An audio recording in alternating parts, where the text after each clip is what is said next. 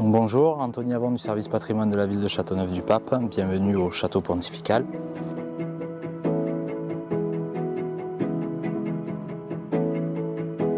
On pense souvent à tort que c'est au château pontifical qu'on doit le nom de Châteauneuf-du-Pape. Les premières mentions écrites du village sont bien plus anciennes, elles datent de 1094 et c'est dû au nom Castrum Novum.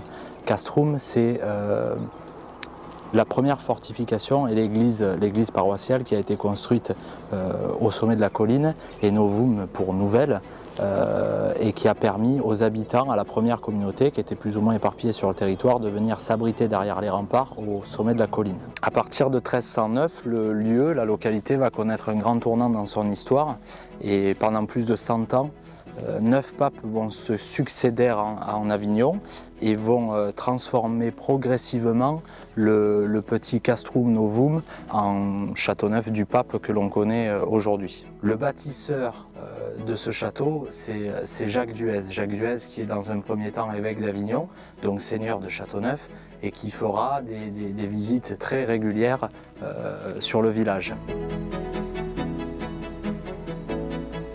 En 1316, Jacques Duez est élu pape sous le nom de Jean XXII et il ne va pas pour autant délaisser le village, bien au contraire, et c'est en 1317 qu'il va décider de bâtir le château pontifical au-dessus couronnant le village et transformer considérablement la localité.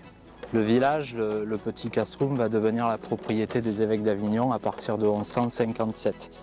C'est la date à laquelle ils vont devenir à la fois les seigneurs temporels et spirituels du village. Ce village, ça va devenir progressivement une enclave qui va être gérée de manière indépendante par les évêques d'Avignon et qui va se retrouver coincée entre le royaume de France, la principauté d'Orange, le comtat venessin et les états pontificaux et la Provence au sud. Alors ce château, c'est un château particulier, c'est un château papal.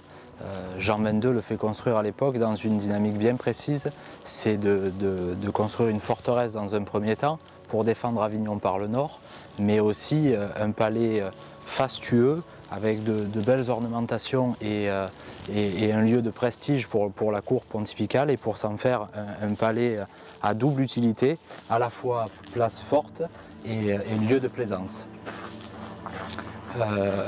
Avec le temps et les siècles, le château va connaître un déclin, le grand schisme d'Occident, le départ des papes d'Avignon pour Rome, les guerres de religion et la Révolution française. Le château, avec tous ses travers et tous ses siècles, va connaître les méfaits des hommes du temps et va progressivement tomber en ruine. Le dernier gros impact qu'il va traverser, c'est pendant la Seconde Guerre mondiale et l'occupation allemande.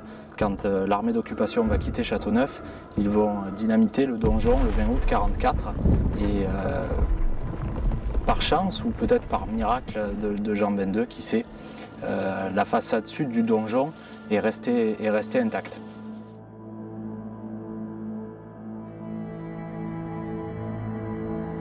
Alors même si aujourd'hui il ne reste que des vestiges du château de Jean XXII, le donjon massif et ces vestiges du château dégagent quand même une âme particulière et racontent naturellement une histoire et offrent aux visiteurs un panorama assez incroyable. C'est un peu notre fierté patrimoniale.